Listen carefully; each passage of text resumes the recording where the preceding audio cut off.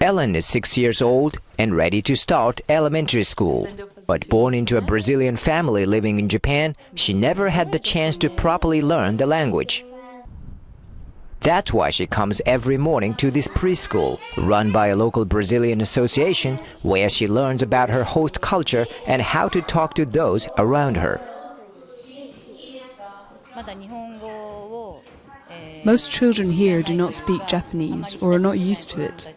We hope that we can take away as much anxiety as possible and help them make a smooth and fun start at elementary school. A growing number of immigrant parents in Toyohashi in central Japan want their children to attend local Japanese schools. They believe having their kids blend in will make their lives easier in the long run. Some 13,000 Brazilian workers and their families once lived in this industrial city. While about half of them have gone back to Brazil since the global economic downturn hit Japan 4 years ago, many have decided to stay and make their homes here.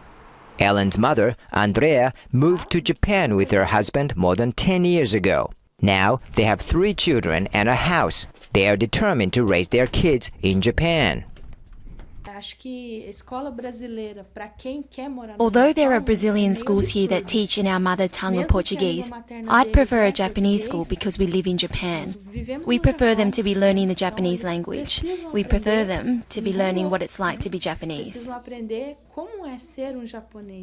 But for older immigrants, like 51-year-old Kumiko Sugimoto, staying often means changing jobs and having to acquire new skills.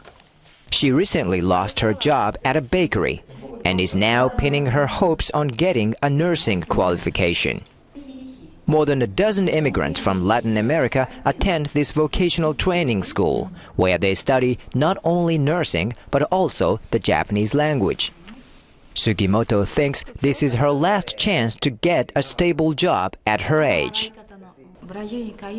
Before, I used to think that we'd go back to Brazil, but my daughters grew up here, and now we can't go back, you see. So now I need as many qualifications as I can get. I don't think we'll ever return to Brazil. And she's hoping with the country's rapid graying society, finding work as a carer for the elderly will bring her the security she needs to know that she can call Japan home for the rest of her life.